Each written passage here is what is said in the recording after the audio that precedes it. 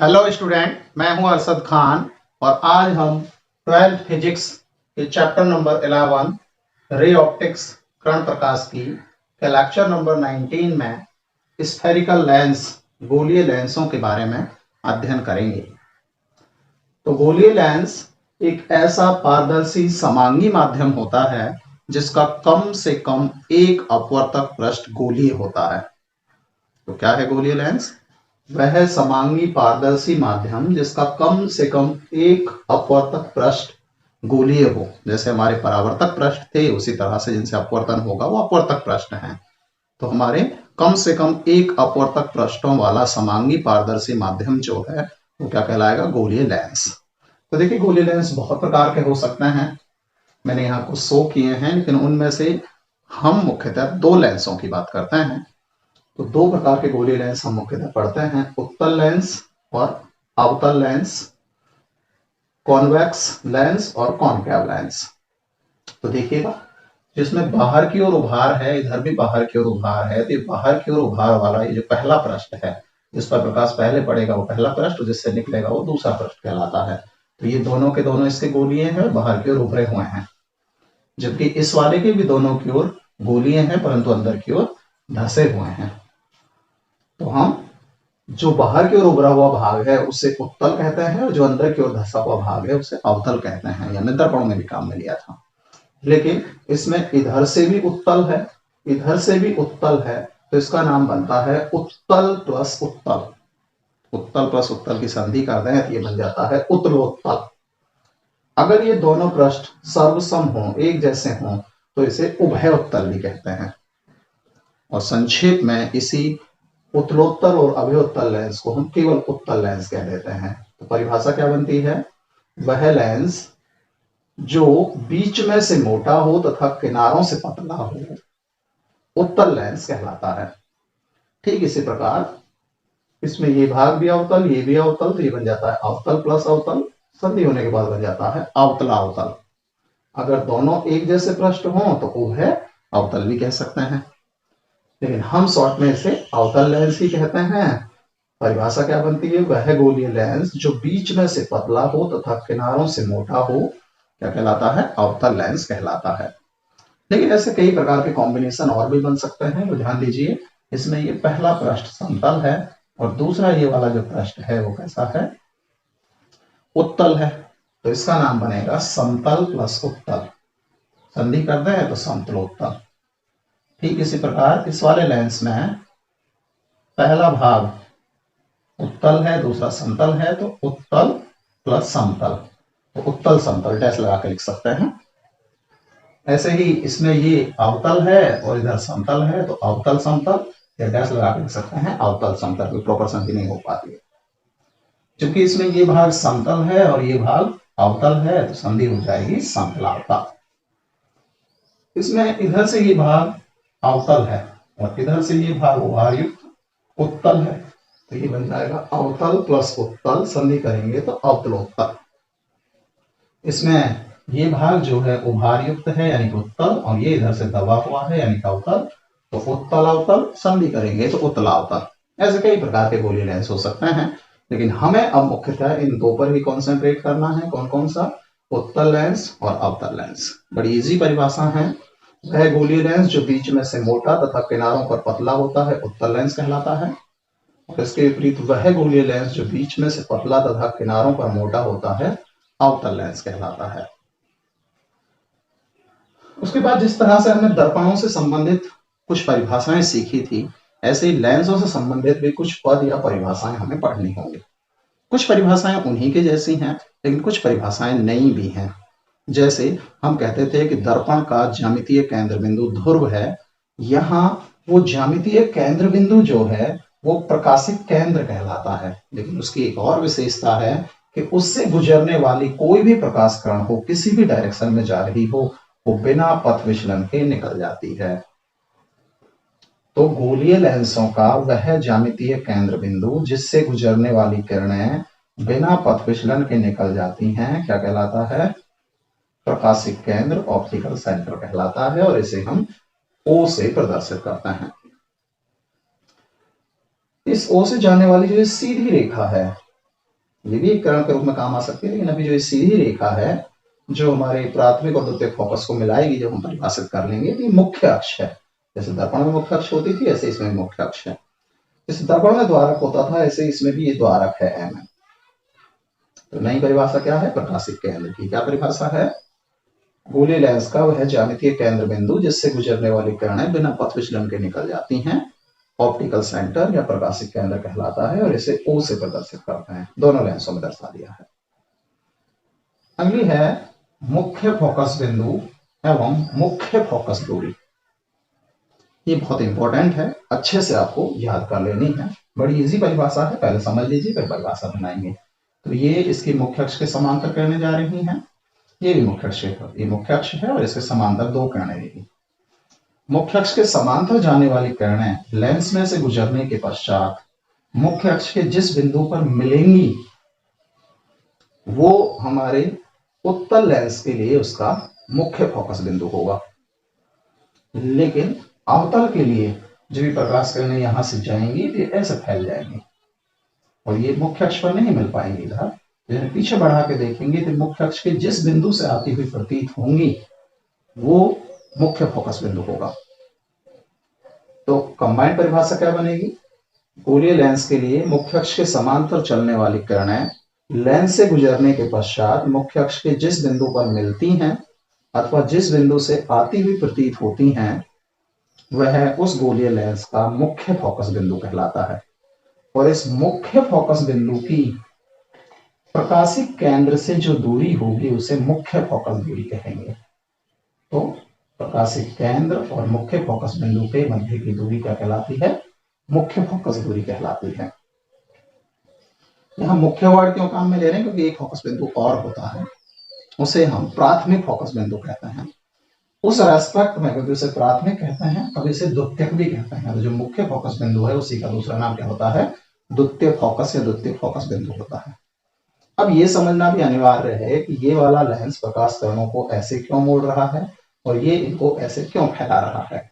तो समझिए ध्यान से। तो ये हमने बना लिया उत्तल लेंस, रफ डायग्राम है, ये इसकी मुख्य अक्ष, ये इसका द्वारक। ध्यान दीजिएगा, ये हमारी प्रकाश किरण मुख्य अक्ष के समांतर गई। जब इस बिंदु पर पड़ी तो हमें अपवर्तन पढ़ना है और यहाँ ये विरल माध्यम हवा से सघन माध्यम कांच के अंदर जा रही है। विरल से सघन में जाएगी तो अभिलंब की ओर झुकेगी। लेकिन अभिलंब कैसे बनेगा कि हमें इस पृष्ठ का काल्पनिक रूप से गोला बनाना होगा। जिस गोले में से काटा हुआ भाग मान सकते हैं इसे। इसका केंद्र एक तरह से इसके लिए वक्रता केंद्र की भांति कार्य करेगा। और मैं आपको सिखा चुका हूं कि जो केंद्र है इसको अगर सतह के किसी भी बिंदु से मिला दें तो वो त्रिज्या बन जाती है और त्रिज्या किसका कार्य करती है? अभिलंब का। तो ये हो गया आपतन कोण। आपतन कोण से कम अपवर्तन कोण बनना है, अभिलंब की ओर झुकनी है, तो ये झुकते हुए प्रकाश किरणें इस टाइप से पहुंचेंगी। जैसे ही इस बिंदु पर पहुंचेंगी तो यहां पुनः माध्यम चेंज होगा।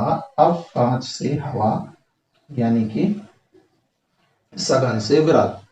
पुनः इस बिंदु पर हमें अभिलंब चाहिए तो हम इसका गोला काल्पनिक रूप से कंप्लीट कर लेंगे। इतना स्पेस नहीं है, जैसे सपोज इसका केंद्र यहां आया, गोला कंप्लीट करने के बाद इसको इस बिंदु से मिला देंगे तो ये त्रिज्या या अभिलंब बन गई। अभिलंब से जितना कोण बनाते हुए आई ये वाला कोण, उससे अधिक कोण बनाते हुए अभिलंब से दूर हटना है। ये प्रकाश किरणें कैसे हटेंगी और इस बिंदु पर मिलेंगी।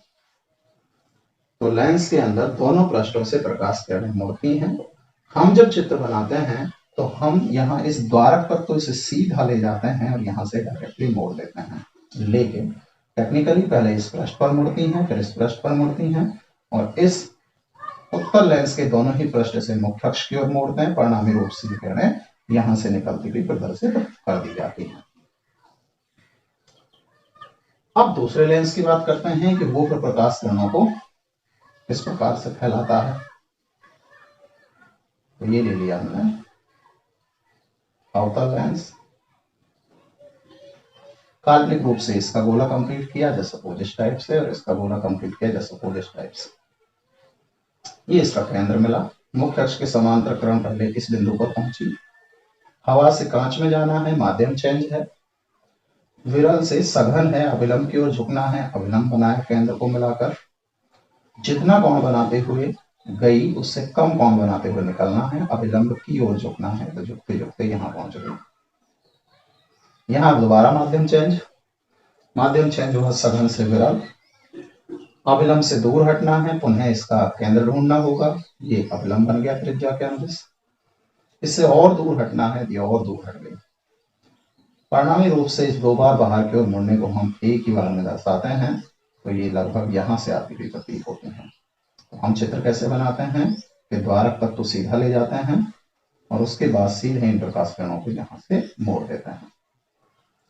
तो आपको ये समझ आना जरूरी है कि उत्तल लेंस प्रकाश किरणों को मुख्य अक्ष की ओर कैसे मोड़ता है या केंद्रित कैसे करता है, और ये उन्हें बाहर की ओर कैसे मोड़ता है या फैलाता कैसे है।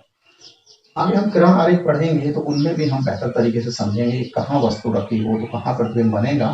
तो हमारे पास यही गुण बड़े रूप में निकल के आएंगे कि जो उत्तल लेंस है ये प्रकाश किरणों को केंद्रित करता है अवतल दर्पण की तरह। इसलिए जैसे हम अवतल दर्पण को अभिसारी दर्पण कहते थे, इसी प्रकार उत्तल लेंस को यहाँ अभिसारी लेंस कहा जाता है, और अवतल लेंस क्योंकि फैलाता है इसे अपसारी लेंस कहा जाता है।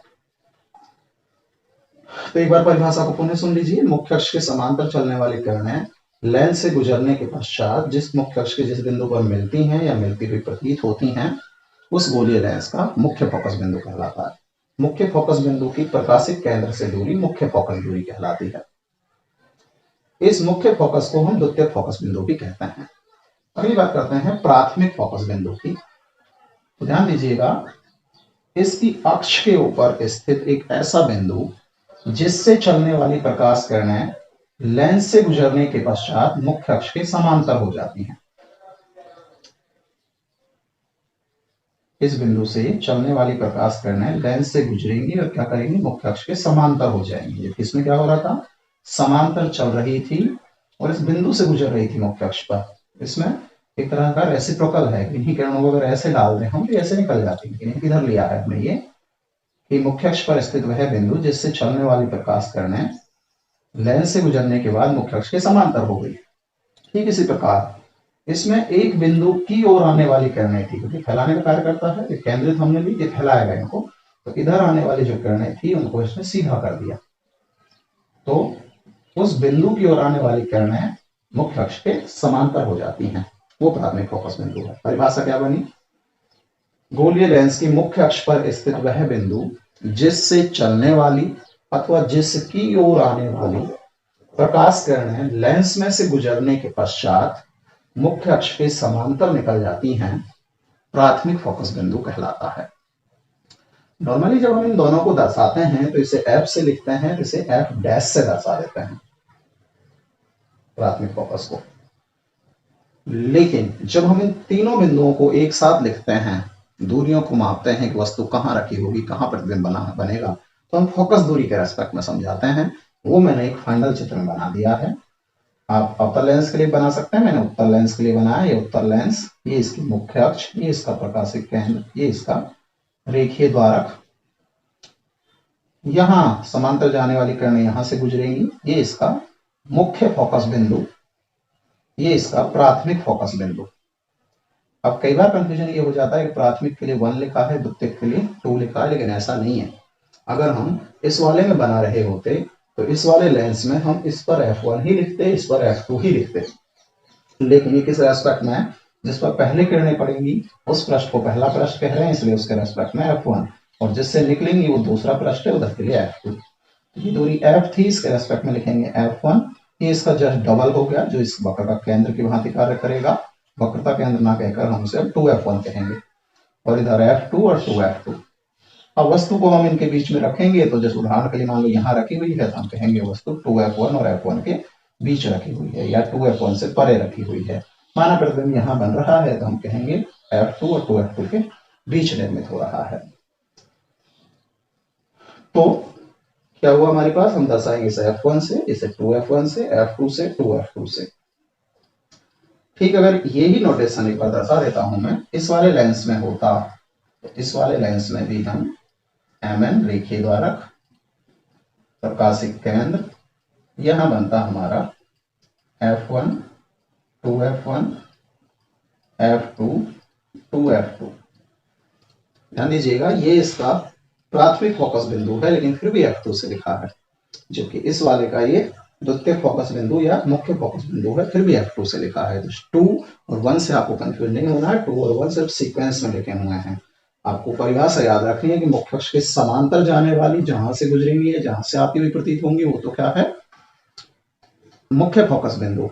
और जो उससे निकलने के बाद समांतर होंगी, बाद में समांतर होंगी, वो क्या है, हमारा प्राथमिक फोकस बिंदु। हमारे लिए सबसे ज्यादा इंपॉर्टेंट क्या है, मुख्य फोकस बिंदु, जिसे द्वितीय फोकस बिंदु भी कहते हैं। अब यहाँ हमें दो चीजें समझनी और जरूरी हैं, जो मैंने यहाँ नोट के रूप में लिख दिए हैं। प्रधान बिंदु क्या होते हैं?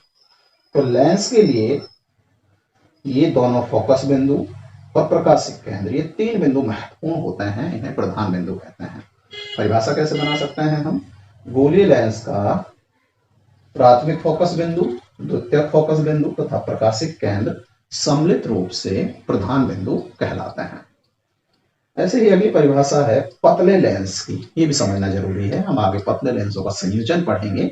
पतले लेंस आखिर होते क्या हैं? उदाहरण के लिए मैंने दो लेंस बना दिए, एक लेंस मैंने ये बना दिया और दूसरा लेंस मैंने ये बना दिया, और मैं आपसे पूछूं कि इनमें से कौन सा पतला लेंस है और कौन सा मोटा लेंस है, तो साधारणतः आप इसमें गलती कर जाएंगे और आप कहेंगे ये पतला है और ये मोटा है, जबकि वास्तविकता अलग है।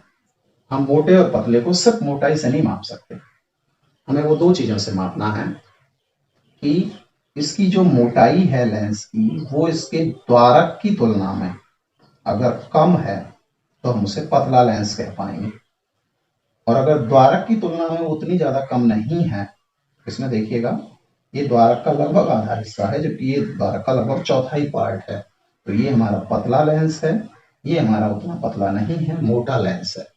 इसके विपरीत इसमें बना दें इस टाइप का, तो ये हमारा मोटा लेंस में काउंट किया जाएगा, क्योंकि इसका द्वारक इसके द्वारक की तुलना में मोटाई जो है लगभग आधी हो गई है। तो वह गोलीय लेंस जिसकी मोटाई उसके द्वारक की तुलना में बहुत कम होती है, पतले लेंस कहलाते हैं। और हमें पतले लेंसों का ही आगे अध्ययन करना है। उसकी वजह यह है कि जो हमारे मोटे लेंस होते हैं उनमें दो समस्याएं उत्पन्न हो जाती हैं। एक तो जो दर्पणों में उत्पन्न होती थी वही समस्या है, जिसे मैं लास्ट में जाके पुनः डिस्कस करूंगा, गोलीय विपथन की समस्या। और दूसरी समस्या एक और उत्पन्न हो जाती है वर्ण विपथन की। इनकी डिटेल में हम बात करेंगे जो हमारा चैप्टर फिनिशिंग पर होगा, लेकिन अभी आपको याद रखना है कि हमें पतले लेंसों का ही अध्ययन करना है। और हमें कौन कौन से लेंस पढ़ने हैं? हमें उत्तल लेंस और अवतल लेंस का ही अध्ययन करना है, लेकिन हमें याद रखना है कि गोलीय लेंस इनके अतिरिक्त भी होते हैं, जो मैंने यहाँ प्रदर्शित कर दिए हैं। गोलीय लेंसों में हमें दो तीन परिभाषाएं अच्छे से आनी चाहिए: प्रकाशिक केंद्र, मुख्य फोकस बिंदु या द्वितीय फोकस बिंदु, मुख्य फोकस दूरी और प्राथमिक फोकस बिंदु। उम्मीद करते हैं कि लेंसों से संबंधित यह जानकारी आपको पसंद आई होगी। धन्यवाद।